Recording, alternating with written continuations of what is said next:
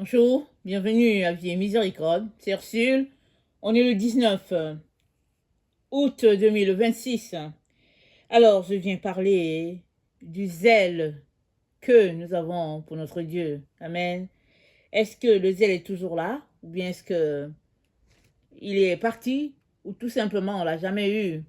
Notre texte se trouve dans Apocalypse 3, au verset 15. C'est dit, je sais tes œuvres. Tu n'es ni froid ni bouillant. Que n'es-tu froid ou bouillant? Mais parce que tu es tiède et non froid ou bouillant, je vais te vomir de ma bouche. Amen. Le fait d'être zélé fait que tu es dans une position. Mais si tu n'es froid ni bouillant, ça veut dire tu es mi-figue, mi-raisin, tu es tout simplement tiède et nonchalant, pas très enthousiaste par la vie, ne sachant quoi penser, prendre les choses telles qu'elles viennent. Voilà un peu quelqu'un qui n'est ni froid ni bouillant. Et Jésus-Christ dit à l'église de Laodicée, l'église de notre temps, notre génération, notre époque, il dit à cette église-là, peu importe l'endroit où elle se trouve, n'est-ce pas, sur toute l'étendue de la terre, il dit à cette église, je connais tes œuvres. Comme il connaît les œuvres de toutes les églises. Il connaît les œuvres de toutes les époques. Il dit, je connais tes œuvres. Et ce qu'il y a avec toi, c'est que tu manques de zèle pour l'œuvre de Dieu. Alléluia et Amen.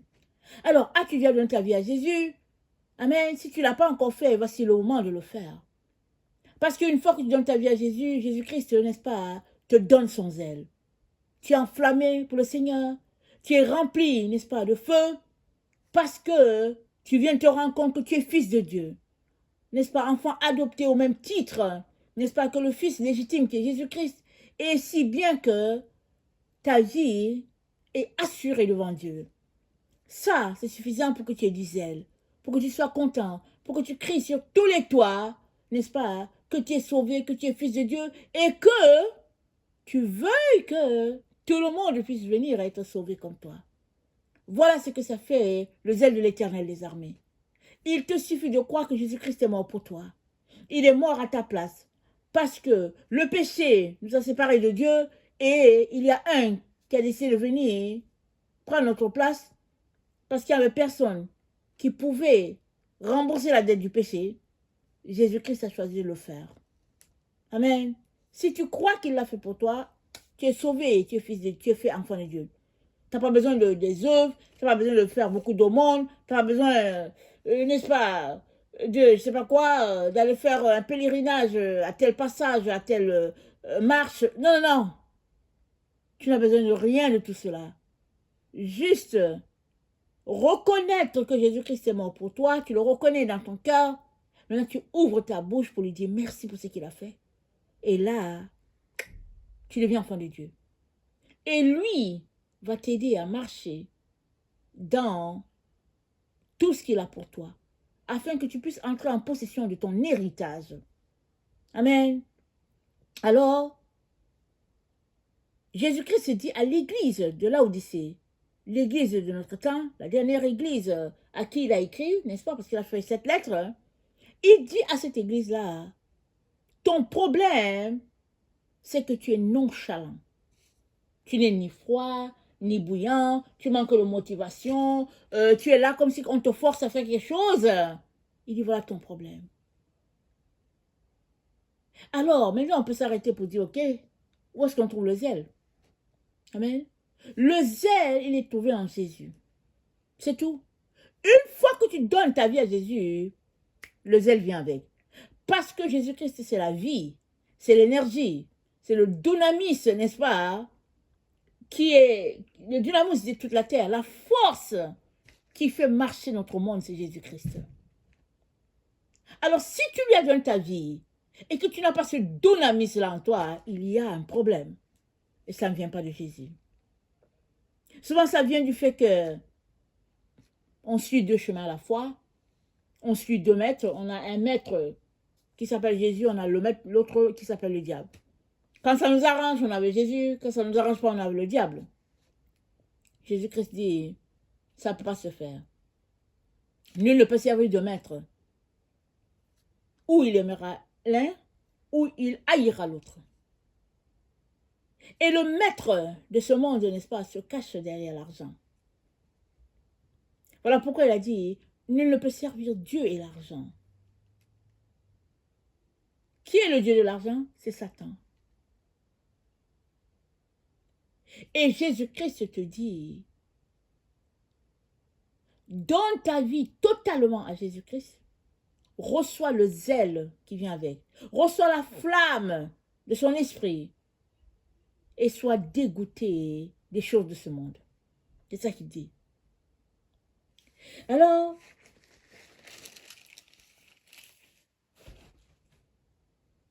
comment recevoir le zèle quand on ne l'a pas? Je viens de le dire, on donne sa vie à Jésus. On décide de se séparer de certaines choses qui nous perdent le temps et l'énergie. On prend le temps pour lire notre Bible. On prend le temps pour prier. On prend le temps pour chanter à Dieu les cantiques. N'est-ce pas? L'appétit vient en mangeant. Alors que tu lis ta Bible et que tu découvres la personne de Jésus et puis de Dieu, de tout ce qu'il a fait pour toi, tu es frappé par son énergie. Tu es enthousiaste, tu es joyeux du fait que Jésus-Christ a fait les choses pour toi. Le zèle vient avec. Et tu veux le servir. Alors que tu le sers, tu veux plus de lui, le Saint-Esprit est là. Ouvre ta bouche, dis au Saint-Esprit, j'aimerais plus. Le Saint-Esprit va te remplir à satiété. Et tu pourras faire l'œuvre de Dieu. Alors, sur le Saint-Esprit, il y a beaucoup d'argumentation dans la maison de Dieu. Les uns vont dire, je n'ai pas besoin du Saint-Esprit, je l'ai déjà. Les autres vont dire que moi, je peux fonctionner sans le Saint-Esprit. Chacun essaye d'y apporter, n'est-ce pas, sa contribution à la réflexion. Mais les disciples n'ont pas demandé à Jésus le Saint-Esprit. Ils ne savaient même pas que c'était important pour eux. Jésus-Christ a trouvé que c'était important pour eux.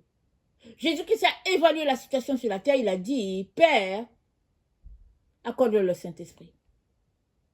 Ils en ont besoin pour faire l'œuvre pour laquelle tu m'as envoyé.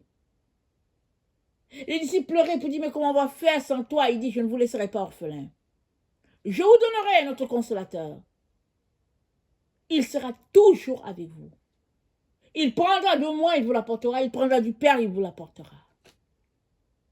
Voilà l'ami qui a fait marcher Jésus-Christ sur la terre et l'a rendu triomphant de ce qu'il est venu faire. Jésus-Christ a eu besoin du Saint-Esprit. Quelques jours avant qu'il parte, il a dit aux disciples, je vais vous envoyer de l'aide. Il l'a appelé l'aide. Je vais vous envoyer de l'aide parce que vous ne pourrez pas faire le travail. Toi non plus, tu ne peux pas faire le travail. Jésus-Christ a eu besoin du Saint-Esprit pour faire le travail. Marie a eu besoin du Saint-Esprit pour faire le travail. Quand l'ange a frappé à sa porte, il lui a dit, une grâce t'a été faite, n'est-ce pas? Un enfant t'a été accordé. Et il s'est dit, elle fut remplie du Saint-Esprit. Elle a conçu l'enfant. Le Saint-Esprit l'a rempli, l'enfant a été conçu par le Saint-Esprit. Marie n'aurait pas pu faire l'œuvre, parce qu'elle était mariée, oui, mais son mari ne la touchait pas. Elle était, n'est-ce pas, l'envoyée de Dieu pour qu'à travers elle, l'œuvre que Dieu avait sur la terre puisse commencer. Donc elle a enfanté, n'est-ce pas, un enfant né du Saint-Esprit et il a fait cette œuvre-là. Et même, alors qu'il allait se faire baptiser, Jean-Baptiste lui a dit, non, moi Jean-Baptiste j'ai besoin de me faire baptiser par toi. Jésus-Christ lui a dit, laisse faire ce qui est juste. Laisse faire ce qui est juste. Jean-Baptiste l'a baptisé. Pendant que Jean-Baptiste est en train de le baptiser, le Saint-Esprit est descendu sur lui sous forme d'une colombe. Et Jean-Baptiste a entendu, celui-ci c'est mon fils bien-aimé, en qui j'ai mis toute mon affection. Le Saint-Esprit a conduit Jésus au désert. pour un jeûne de 40 jours. En même temps pour une formation. Donc le Saint-Esprit est présent dans notre vie à tous les jours. Si nous lui laissons la place. Mais si nous lui fermons la porte, il ne peut pas nous aider. Voilà d'où vient le manque de zèle dans nos différentes vies. Voilà d'où vient le fait que nous sommes nonchalants, souvent endormis, souvent manquant de motivation, et même souvent ayant honte de Jésus. On a honte de lui, on ne veut rien savoir, on se cache. On ne veut pas que les gens sachent qu'on est chrétien. On se faufile là. Ça demande d'être boosté par le Saint-Esprit. Une fois que le Saint-Esprit vient, c'est une source d'énergie qui t'est, n'est-ce pas, donnée. Et l'œuvre de Dieu entre tes mains va prospérer. Et c'est ça que Dieu veut pour toi. Alors, ton zèle pour Jésus est rattaché à la flamme de Dieu en toi, le Saint-Esprit. Amen. Je viens donc t'inviter à changer tes pensées par rapport au Saint-Esprit. Quand on grandit, n'est-ce pas, dans une famille chrétienne, dans un milieu, que ce soit les églises traditionnelles, que ce soit les églises apostoliques, que ce soit peu importe le type d'église, il y a tellement de débats sur le Saint-Esprit que souvent on se dit, ok, je ferais mieux de laisser ça comme ça pour ne pas enflammer les autres. Non, ce n'est pas une affaire de toi ou de moi. Dieu le Père lui-même a jugé que nous avons besoin du Saint-Esprit pour faire l'œuvre. Alors si tu cherches le zèle, cherche le Saint-Esprit. Le zèle te sera donné. Parce qu'il vient, non pas pour parler de lui, il vient pour parler de Dieu le Père, de Dieu le Fils. Et il vient répandre l'œuvre de Dieu sur la terre afin que tous les hommes puissent être convertis. Amen. Tu as besoin de permettre cela. Ça ne veut pas dire que tu es faible. Ça ne veut pas dire que tu n'as pas le Saint-Esprit. Parce que le Saint-Esprit, quand il est là, il y a des moments où il peut diminuer. Parce qu'on ne va pas à l'endroit de la flamme. Il y a des moments où il augmente. Parce qu'on va à l'endroit de la flamme. C'est comme le feu. Alors le feu, quand il veut diminuer, tu mets du bois et puis ça continue d'enflammer. Si le bois finit et que tu laisses comme ça, le feu va aller à s'éteindre. C'est exactement ça l'œuvre du Saint-Esprit. Et Dieu nous dit, soyez zélés. Pourquoi? Parce qu'il a déjà pourvu pour qu'on soit zélés. Maintenant, c'est à notre niveau d'accepter le zèle ou bien de le refuter. Et je viens nous encourager à accepter ce zèle-là. Parce que le zèle de Dieu, c'est la flamme de Dieu. Voilà la raison pour laquelle Jésus-Christ nous dit, dans ce dernier temps où nous nous trouvons, tu n'es ni froid, tu n'es ni chaud, je te vomirai. Tu manques d'entrain, tu manques d'envie. Il veut nous aider. Il l'a déjà fait. Le Saint-Esprit est descendu à la première Pentecôte. Et ne pas vouloir du Saint-Esprit, c'est refuser d'utiliser l'énergie que Dieu nous a donnée pour faire son œuvre.